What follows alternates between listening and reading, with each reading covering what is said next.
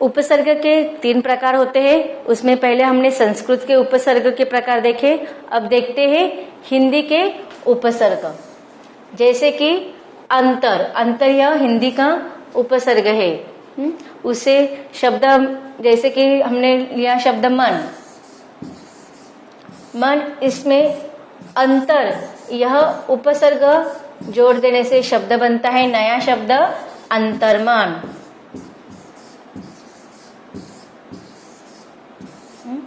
अब देखो यहाँ पर मैंने शब्द के पहले क्यों लिखा है, क्योंकि उपसर्ग हमेशा शब्द के पहले आते हैं और शब्द के बाद में कौन से शब्द आते हैं उसे क्या कहा जाता है, प्रत्यय। Very good.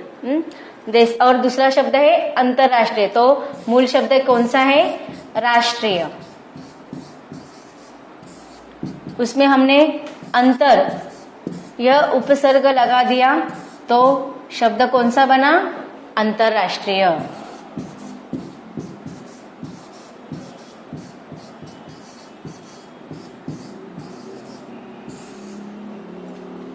तो इसे कहते हैं हिंदी के उपसर्ग।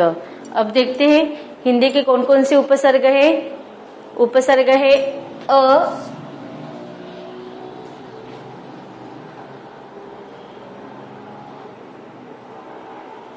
हिंदी के उपसर्ग है अ, फिर अन, अध,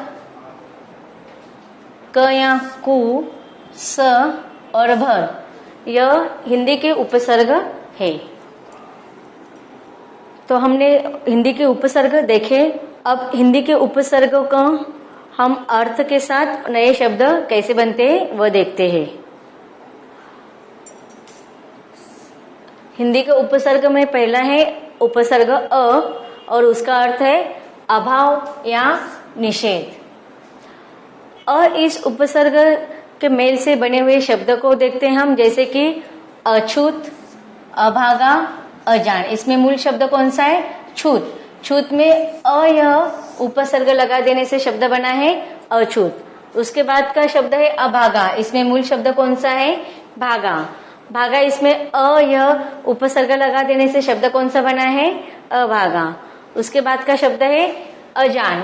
अजान में मूल शब्द कौन सा होगा, जान। इसमें अ यह उपसर्ग लगा देने से नया शब्द कौन सा बन रहा है, अजान। उसके बाद का उपसर्ग है अन। अन इस उपसर्ग का अर्थ किस रूप में हम प्रयुक्त करते हैं, रहित। जैसे कि अन इस उपसर्ग के मेल से बने हुए शब्द को देख रहे हैं हम, अनपढ़, अनबल, अनमोल। अब अनपढ़, इसमें मूल शब्द कौन सा है, पढ़।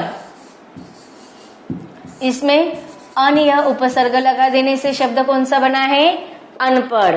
उसके बाद का शब्द है अनबल, में मूल शब्द कौन सा होगा, बल। बल, इसमें अन यह उपसर्ग लगा देने से शब्द बनता है अनबोल। उसी प्रकार अनमोल, इसमें मूल शब्द है मोल। इसमें अन यह उपसर्ग लगा देने से कौन सा शब्द बना है, अनमोल। इसके बाद का उपसर्ग है अध। अध का अर्थ क्या होता है, आधा। अध इस उपसर्ग के मेल से बने हुए नए शब्दों को देखते हैं, जैसे कि अधपका, अधमरा, अधखिला। इसमें मूल शब्द कौन सा होगा, अधपका में मूल शब्द है पका। इसमें अथ यह उपसर्ग लगा देने से नया शब्द बनता है अधपका। उसी प्रकार अधमरा में मूल शब्द है मरा। उसमें अध यह उपसर्ग लगा देने से शब्द बना है अधमरा। उसी प्रकार अधखिला, इसमें मूल शब्द कौन सा होगा, खिला। खिला, इसमें अध यह उपसर्ग लगा देने से कौन सा नया शब्द बना है, अधखिला। उसके बाद देखते हैं उपसर्ग क या कु, उसका अर्थ क्या होता है, बुरा। क और कु उपसर्ग के मेल से बने हुए शब्द देखते हैं, कपूत, कुचाल, कुढंग। इसमें मूल शब्द कौन से है, देखते हैं, पूत, चाल और ढंग। तो पूत में क उपसर्ग लगा देने से शब्द बना है कपूत। चाल, इस मूल शब्द में कु यह उपसर्ग लगा देने से शब्द बना है कुचाल। उसी प्रकार ढंग, ढंग, इसमें को या उपसर्ग लगा देने से शब्द बना है कुढंग। अब देखते हैं आगे के उपसर्ग। स इसका अर्थ क्या होता है? अच्छा। स इस उपसर्ग के मेल से बने हुए शब्द देखते हैं। सपूत, सपरिवार। तो सपूत में मूल शब्द होगा पुत और उसमें स उपसर्ग लगा देने से शब्द बना है सपूत। उसी प्रकार सपरिवार में मूल शब्द कौन सा है? परिवार। उसमें स उपसर्ग लगा देने से शब्द कौन सा बना है? सपरिवार। अब देखते हैं आगे का उपसर्ग। आगे का उपसर्ग है भर। भर का अर्थ क्या होता है? पूरा। तो भर इस उपसर्ग का अर्थ होता है पूरा। और भर इस उपसर्ग के मेल से बने हुए शब्दों को देखते हैं, जैसे कि भरपेट, भरपूर। भरपेट में मूल शब्द है पेट, इसमें भर उपसर्ग लगा देने से शब्द बना है भरपेट। उसी तरह भरपूर, इस शब्द में भी मूल शब्द है पूर, उसमें भर यह उपसर्ग लगा देने से नया शब्द बना है भरपूर। अब हमने देखा हिंदी से बने हुए उपसर्ग। अब हिंदी के जो 3 प्रकार है उपसर्ग के, उसमें तीसरा प्रकार देखेंगे हम उर्दू फारसी के उपसर्ग या उर्दू या विदेशी भाषाओं के उपसर्ग। जैसे कि उनमें उपसर्ग होता है जैसे गैर, गैर जरूरी। जैसे शब्द है जरूरी, उसमें गैर यह उपसर्ग लगा देने से शब्द कौन सा बना है? गैर जरूरी।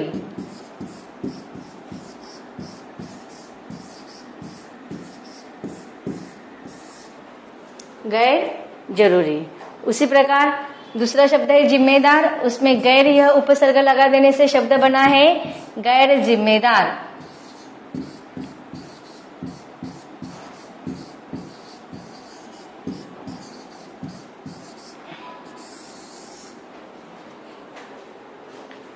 उसी प्रकार आगे का शब्द है कानूनी। कानूनी, इसमें गैर उपसर्ग लगा देने से शब्द बना है गैर कानूनी।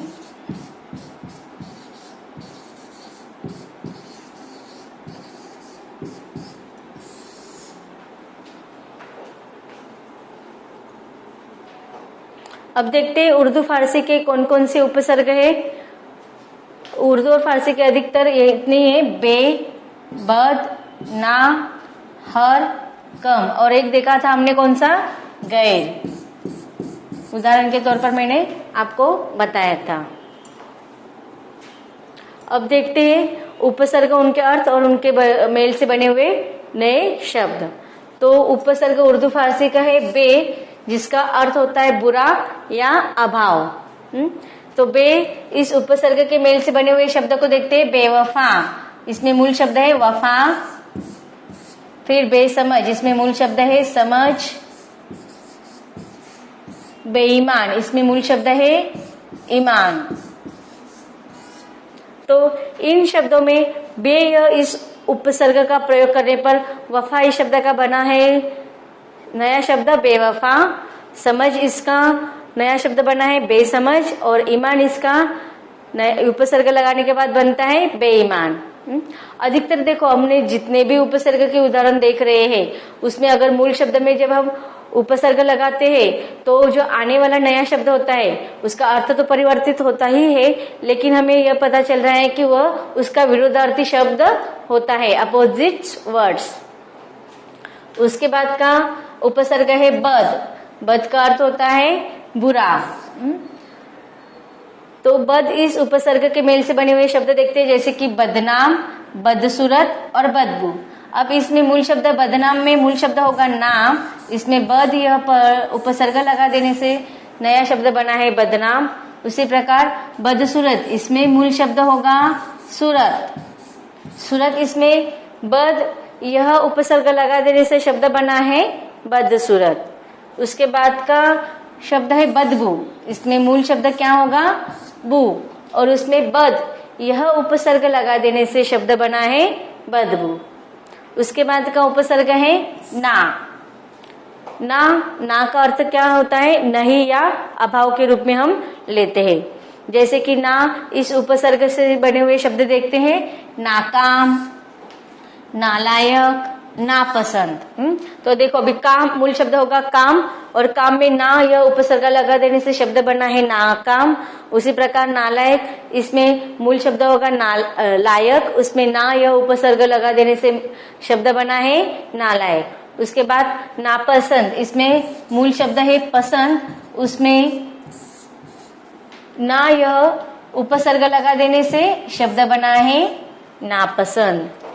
तो देखो यहाँ पर भी जो मूल शब्द में हम उपसर्ग लगाते हैं तो उनका अर्थ का परिवर्तन भी होता है, अर्थ बदल जाता है, लेकिन उसके हमें विरुद्धार्थी वह शब्द बन जा रहे हैं।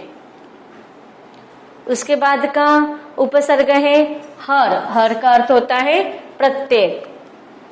हर इस उपसर्ग के मेल से बने हुए शब्द देखो, हर रोज, मूल शब्द कौन सा है रोज, उसमें हर यह उपसर्ग लगा देने से शब्द बना हर रोज। उसके बाद हर वक्त, मूल शब्द है वक्त, इसमें हर यह उपसर्ग लगा देने से शब्द बना है हर वक्त। उसके बाद का शब्द है हर एक, तो इसका मूल शब्द कौन सा है एक, उसमें हर यह उपसर्ग लगा देने से शब्द बना है हर एक। उसके बाद का उपसर्ग देखते हैं कम। कम का अर्थ क्या होता है थोड़ा। थोड़ा अब देखते हैं उसके योग से बने हुए शब्द कम अक्त, कम वक्त और कम जोर। तो अक्त, इसमें कम यह उपसर्ग लगा देने से शब्द बना कम अक्त। वक्त, इस शब्द में कम उपसर्ग लगा देने से नया शब्द बनता है कम वक्त। और कमजोर, इसमें मूल शब्द है जोर। तो जोर, इस मूल शब्द में कम यह उपसर्ग लगा देने से शब्द बना कमजोर। तो इस प्रकार हमने उपसर्ग किसे कहते हैं, उपसर्ग के अलग अलग प्रकार को हमने पढ़ा। फिर उपसर्ग और प्रत्यय में क्या फर्क होता है यह भी देखा। अब देखते हैं कुछ प्रश्नोत्तर के द्वारा थोड़ा सराव देख लेते हैं। नीचे लिखे शब्दों में से उपसर्ग छांटिए। अब आपको जो शब्द दिए गए हैं उसमें क्या करना है, आपको उपसर्ग निकालना, उस शब्द के कौन सा उपसर्ग जोड़कर वह शब्द बना है वो उपसर्ग आपको लिखना है। जैसे कि उपहार, इसमें कौन सा उपसर्ग आया है उप। अवनति, इसमें अव, तो शब्दों के पहले आए हुए हैं ना कुरूप, इसमें कु। उसके बाद स्वजन, इसमें स्व, यह सारे उपसर्ग है। अनंत, इसमें अन, अ भी आ सकता है यहाँ अन। दुर्गति, इसमें प्रत्यय होगा दु।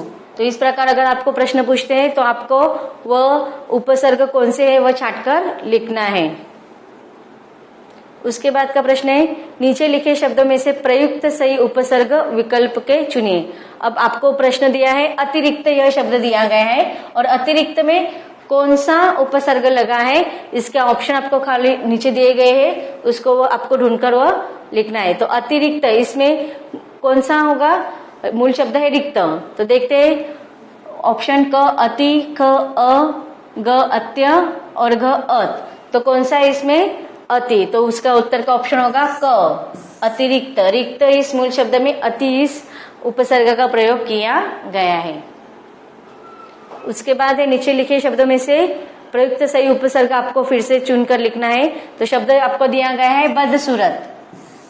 तो बदसूरत में कौन सा उपसर्ग लगाया हुआ है, तो आपका मूल शब्द कौन सा है वो पहले ढूंढो आप, कौन सा है मूल शब्द सूरत। तो अब देखते हैं उसमें ब कौन सा आया हुआ है, क ब ख बे, ग बदऊ या घ बद। तो कौन सा उपसर्ग आया हुआ है बद, तो इसका उत्तर का ऑप्शन होगा ग बद। सूरत, इस शब्द में बद इस उपसर्ग लगने से शब्द बनता है बदसूरत। उसके बाद का शब्द है प्रश्न है नीचे लिखे गए उपसर्गों से बने सही शब्द विकल्प में से चुनिए। तो आपको देखो एक शब्द दिया गया है उत, उसमें आपको विकल्प में दिए गए हुए सही शब्दों का उस यह प्रत्यय सॉरी उपसर्ग है उत, यह क्या है प्रत्यय, तो ऐसे शब्द के साथ उसको जोड़ना है जिससे एक सही सार्थक अर्थ वाला शब्द बने। तो देखिए जैसे कि क उत्कर्ष, ख उपमा, ग उच्चारण या घ उपकार, तो इसमें से सही उत्तर क्या होगा आपका? क उत्कर्ष। तो देखो अब कर्ष यह मूल शब्द है, उसमें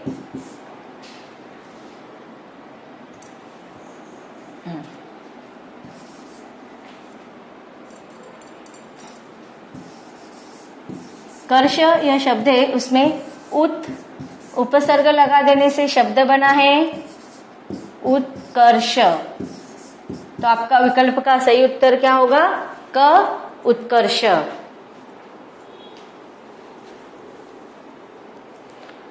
तो बच्चों अब तक हमने इन भागों में उपसर्ग किसे कहते हैं वह अलग अलग उदाहरणों के द्वारा पढ़ा, फिर उपसर्ग और प्रत्यय में क्या फर्क होता यह भी हमने पढ़ा।